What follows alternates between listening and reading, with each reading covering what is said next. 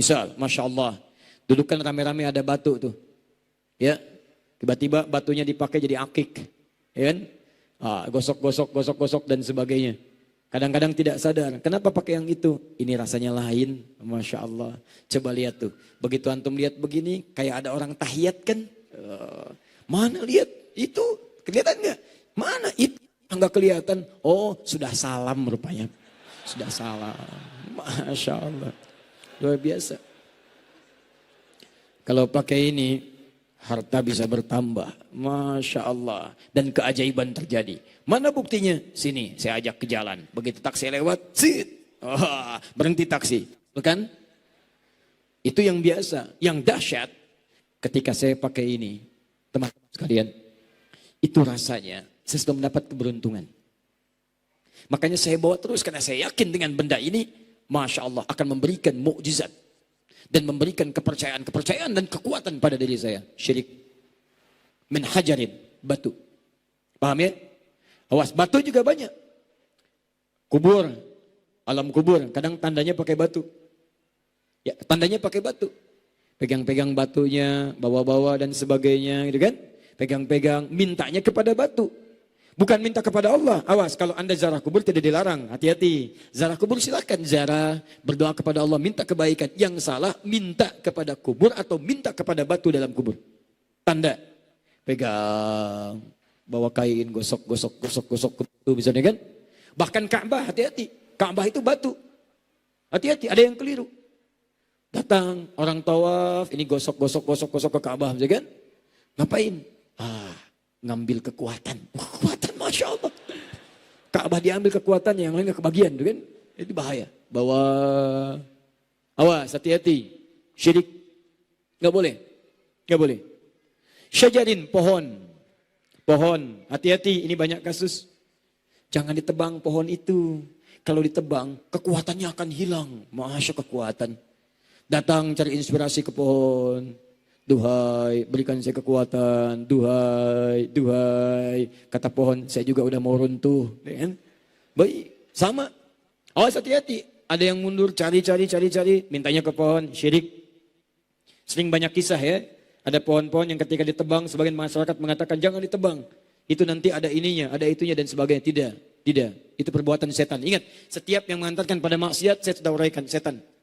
Paham ya? Tayyib. Ini jangan ditebang Pak, ini jangan tebang. Oh syirik, bukan syirik Pak, itu duriannya belum matang. Nah, kalau itu bukan ya, kalau itu bukan. Au syamsin, menyembah matahari. Dulu waktu zaman penjajahan, ya masyarakat Nusantara sebelum jadi Indonesia diminta menghadap ke arah matahari dan nyembah ke matahari. Membungkuk. Itu nggak boleh, syirik. Makanya banyak ulama kita tidak mau melakukan itu. Ya, atau ada yang sebagian karena terancam nyawanya, jasad akan tunduk tapi hatinya mengingkari. Ada yang demikian, ada yang sama sekali menolak dan tidak sedikit yang mengalami eksekusi. Dan Masya Allah, dengan kalimat itulah kemudian kalimat-kalimat takbir, kalimat-kalimat tauhid, kalimat-kalimat pengakuan itu yang mengantarkan cinta Allah menghadirkan kemerdekaan bagi bangsa Indonesia. Makanya saham umat Islam untuk kemerdekaan itu banyak dan kalimat takbir itu bagian darinya, termasuk kalimat tauhid. Apa kalimatnya? La ilaha illallah. Apa warna benderanya? Warna tulisannya? Kita lihat. Ada masalah insya Allah. Itu untuk pengetahuan. Ingat ya teman-teman, saya ingatkan betul. Bangsa kita sudah baik. Dasarnya sudah baik. Tidak usah berpikir merubah asas bangsa dan sebagainya. Yang kita pikirkan sekarang bagaimana membantu bangsa ini jadi lebih baik. Itu saja. Kerjakan yang baik-baik untuk negara kita. Mata lihat yang baik-baik, telinga dengar yang baik-baik. Maka ketika antum bekerja jadi baik, bangsa ini akan terkatrol pada kebaikan-kebaikan.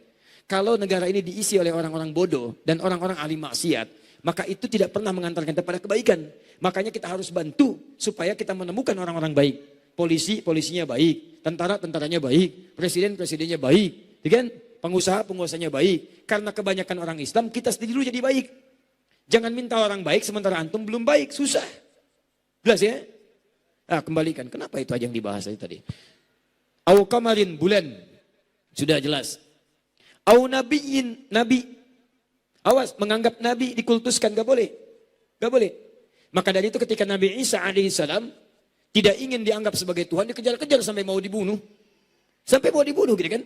Untuk menolak klaim, gak boleh. Saya cuma nabi, saya bukan Tuhan. Saya cuma nabi, saya bukan Tuhan.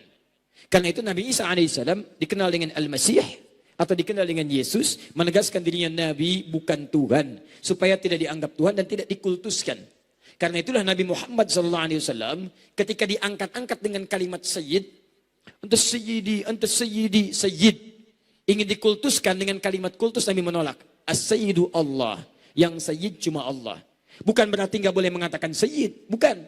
Bukan dilarang mengatakan Allahumma sholli ala Sayyidina Muhammad. Bukan. Tapi yang dilarang menggunakan kalimat Sayyid untuk mengkultuskan Nabi Muhammad SAW. Kalau untuk menghormati nggak ada masalah. Boleh. Bahkan Nabi mengatakan Abu Bakar sebagai Sayyid. Umar sebagai Sayyid. Ya sahabat lain sebagai Sayyid. Boleh.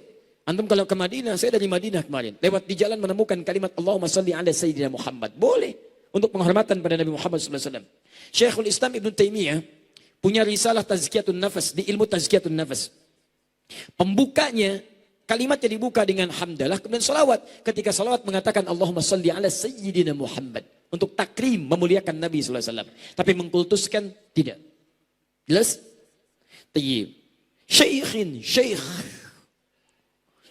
Syekh di sini bisa tokoh, orang soleh, atau misalnya yang dipandang punya karisma.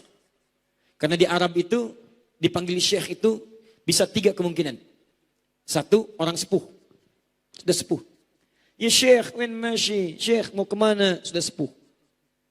Tayyib. Yang kedua, bisa syekh ahli ilmu. Ahli ilmu.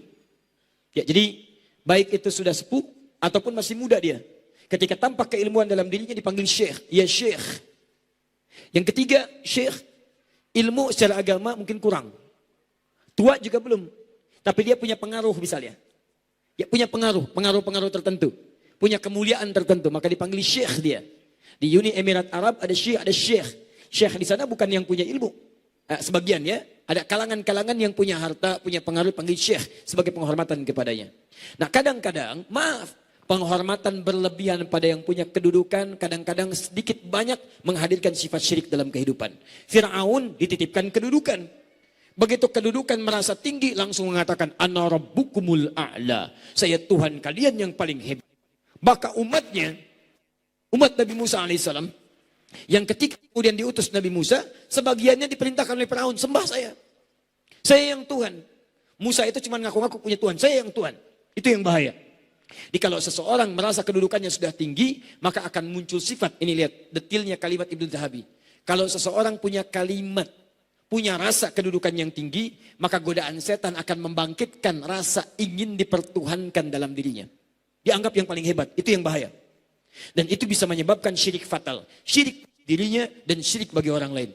Maka muncullah kemudian orang Romawi yang menyembah dengan sujud kepada rajanya. Persia yang membungkuk kemudian kepada rajanya. Seakan-akan dikultuskan seperti halnya Tuhan. Maka turunlah kemudian contoh gerakan sholat. Sujud hanya pada Allah. Ruku hanya pada Allah. Yang dipertuhankan hanya Allah subhanahu wa ta'ala. Paham? Ingat, Az-Zahabi itu detil. Dan satu kalimat syekh, tapi maknanya dalam. Hati-hati teman-teman yang punya kedudukan. Termasuk ustadz. Awas, tolong doakan juga ya. Saya dan teman-teman ustadz yang lain. Supaya tidak menganggap diri sebagai yang paling hebat. Kalau sudah yang paling hebat dan sebagainya, ini yang paling bahaya. Sudah menganggap diri paling hebat, paling benar, paling unggul. Maka kemudian dampaknya kepada murid-murid, itu yang seakan-akan menutup celah-celah sampai menganggap tidak ada celah dalam dirinya. Berlebihan kemudian mengangkat dan sebagainya. Paham? Termasuk tokoh, siapa saja bisa masuk dalam kategori syekh dengan pemaknaan yang luas. Pemaknaan luasnya, makna jauhnya. Ronaldo, Messi, sekarang Icardi di Inter Milan, misal. Siapa lagi yang muncul-muncul? Begitu muncul-muncul, Masya Allah, tempel di kamar. Aku saat tidur melihat Ronaldo, merasa memberikan kekuatan. Kayaknya besok main bola jadi lebih jago goceknya. Masya Allah, syirik. Sama. Aku kalau pakai kaos Lionel Messi ini seakan-akan yang lain mudah aku kalahkan. Bobol gawang gampang sekali. Masya Allah. Karena nggak ada yang lain, cuma dia sendirian. Sama. Gak bagus. Aku kalau pakai Kaos Pep Guardiola kayaknya seperti ahli taktik, seperti Manchester City, 15 kali main, 13 kali menang, 2 kali imbang. Gak pernah kalah, Masya Allah. Sama, tato, pakai gambar orang, gambar macam-macam. Dengan adanya tato, seperti saya memberikan kekuatan pada diri saya. Syirik, paham ya?